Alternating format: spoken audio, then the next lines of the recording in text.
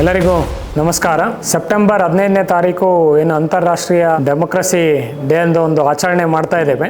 ಅದರ ಅಂಗವಾಗಿ ಕರ್ನಾಟಕಾದ್ಯಂತ ಮಾನವ ಸರಪಳಿಯನ್ನು ನಿರ್ಮಿಸಲಾಗುತ್ತಿದೆ. ಅವತ್ತಿನ ದಿನ 2500 ಕಿಲೋಮೀಟರ್ವರೆಗೂ ಬೀದರಿಂದ ಚಾಮರಾಜನಗರವರೆಗೂ ಒಂದು ಮಾನವ ಸರಪಳಿ ಮಾಡಬೇಕು ಅಂತ ಹೇಳಿ ತೀರ್ಮಾನಗೊಂಡಿರುತ್ತೆ. ಕರ್ನಾಟಕ ಸರ್ಕಾರ ಸಮಾನತೆ, ಸ್ವಾತಂತ್ರ್ಯ, ಭಾತೃತ್ವ ಭಾವನೆಯನ್ನು ಎತ್ತಿ ಹಿಡಿಯೋದಕ್ಕೋಸ್ಕರ, ಪ್ರಜಾಪ್ರಭುತ್ವದ ಬೇರುಗಳನ್ನು ಗಟ್ಟಿಗೊಳಿಸೋಕ್ಕೋಸ್ಕರ ಈ ಒಂದು ಕಾರ್ಯಕ್ರಮ ಹಮ್ಮಿಕೊಂಡಿದ್ದಾರೆ.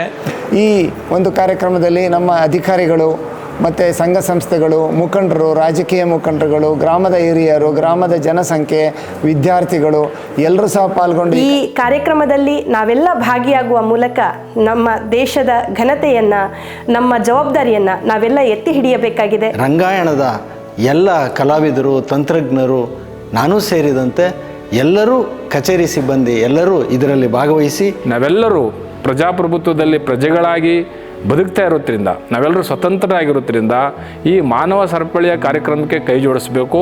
ಒಬ್ಬೊಬ್ಬರು ಕೈ ಜೋಡಿಸಿ ನಮ್ಮ ಪ್ರಜಾಪ್ರಭುತ್ವ ವ್ಯವಸ್ಥೆ ಉಳಿಸ್ಕೋಬೇಕಾಗಿದೆ. ಈ ಕಾರ್ಯದಲ್ಲಿ ನಾವೆಲ್ಲರೂ ಭಾಗಿಯಾಗೋಣ, ಪ್ರಜಾಪ್ರಭುತ್ವದ ಹಕ್ಕು ಬಾಧ್ಯತೆಗಳನ್ನು ತಿಳಿಯೋಣ, ಪ್ರಜಾಪ್ರಭುತ್ವವನ್ನು ಉಳಿಸೋದ್ರ ಮೂಲಕ ನಮ್ಮ ಬದುಕನ್ನು ಹಸನಾಗಿಸೋಣ.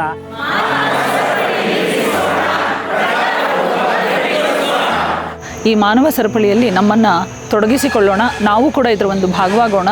ಬನ್ನಿ, ಎಲ್ಲರೂ ಭಾಗವಹಿಸೋಣ, ಪ್ರಜಾಪ್ರಭುತ್ವದ ಮೌಲ್ಯವನ್ನು ಎತ್ತಿ ಹಿಡಿಯೋಣ. ಎಲ್ಲರೂ ಭಾಗವಹಿಸಿ ಈ ಕಾರ್ಯಕ್ರಮವನ್ನು ಯಶಸ್ವಿಗೊಳಿಸಿ. ದಯವಿಟ್ಟು ಎಲ್ಲರೂ ಬನ್ನಿ, ಎಲ್ಲರೂ ಭಾಗವಹಿಸಿ. ನಾವು ಕೂಡ ಭಾಗವಹಿಸ್ತಾ ಇದ್ದೀವಿ. ಇದರಲ್ಲಿ ಭಾಗವಹಿಸಿ ಎಲ್ಲರೂ ಕೂಡ ಮಾನವ ಸರಪಳಿಯನ್ನು ಮಾಡಿ ಪ್ರಜಾಪ್ರಭುತ್ವವನ್ನು ಉಳಿಸೋಣ. ಎಲ್ಲರೂ ಸಂತೋಷದಿಂದ ಬನ್ನಿ.